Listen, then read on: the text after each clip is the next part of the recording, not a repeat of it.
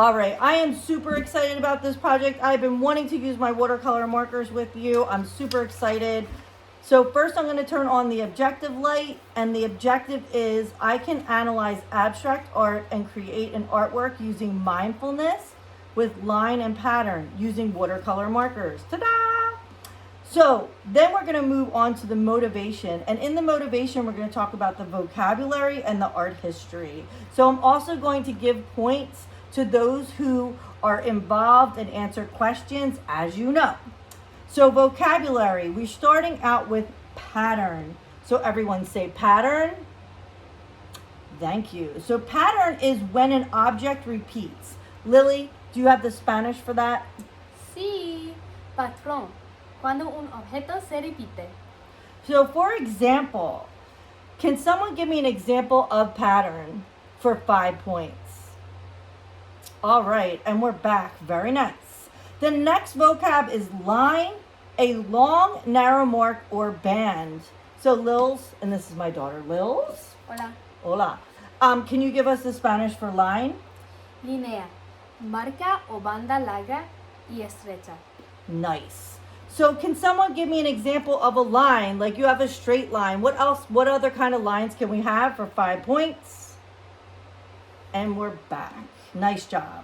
Mindfulness. It's the new vocab. We've had pattern, we've had line. Now we're putting them all together.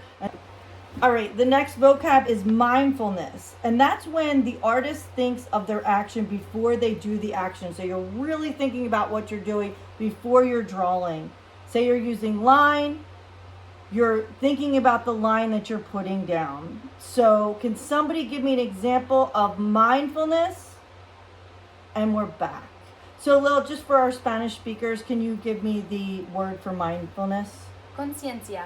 Awesome. So we're going to go on, and with art history, I want to give 5 points to somebody who would like to read the art history on Wesley Kandinsky. And go ahead. All right, and we're back. Very nice job. All right, we're going to, on the count of 3, take out your pencil. We are using markers because we want to make sure that you can see what we're doing. I'm going to do it, and then Lil's going to do it after me.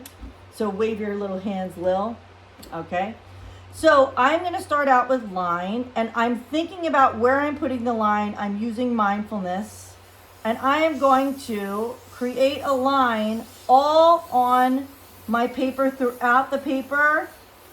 So I've covered the paper, and Lily's going to do the second one, and you guys can start, you ladies and gents can start as Lily's starting, and she's just drawing a line around her paper. So she is creating, and Lil, you have to have some circular, we're having some organic shapes. There we go. And she's just creating some organic shapes, and she's thinking about it. Lil likes to think about what she does. When she does it, she definitely uses mindfulness. Okay, so we have these lines. I want to ask that you give me a thumbs up so I know that you are with us and that you understand what we just did. And I'm going to go to the board and give some points. All right, so who has their thumbs up? And we're back. All right. Now, how I explain this in class is I said, if I was a ladybug, could I crawl out of this wall? Can I, class? Give me thumbs down or thumbs up. If I was a ladybug, can I crawl out of this wall? No, because this is an organic shape. So, Lil, we cannot crawl out of these walls, and that is an organic shape. So say organic shape. Thank you. Organic shape. Now, these are not geometric shapes. Geometric shapes are triangles, squares, rectangles. This is an organic shape, so it goes all over. So what I'm going to do is find the organic shapes, and then I'm going to create pattern within those shapes. So, for example, I have an example right here of the project. We have the project right here. We have some organic shapes, and we have pattern within those shapes, and I'm going to place that on my video too. So that's our example that we're using.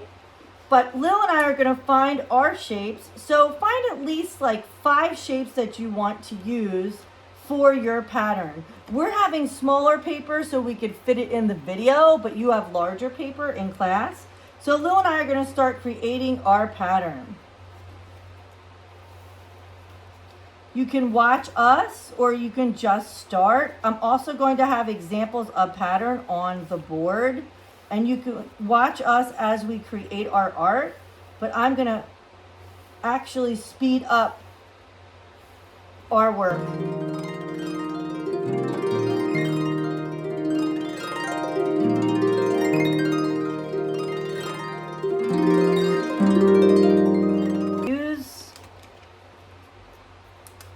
I have my watercolor marker. Let's see how easy the paint comes out. So it does come out quite simply.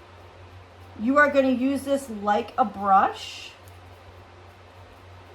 And you can see that you really have to work with it. But we're not going to push hard on our brush or watercolor markers. We are just going to use them. And we're going to use our tips nicely because we have other classes using them. So we are going to just practice using them, and like they are a paintbrush, we are going to have this watercolor marker, and I'm coloring in a shape. So you may start and pick any colors that you want to use, and I'm going to fast forward this. We're not going to push hard on our brush or watercolor markers. We are just going to use them. And we're going to use our tips nicely because we have other classes using them. So we are going to just practice using them. And like they are a paintbrush, we are going to have this watercolor marker. And I'm coloring in a shape. So you may start and pick any colors that you want to use. And I'm going to fast forward this.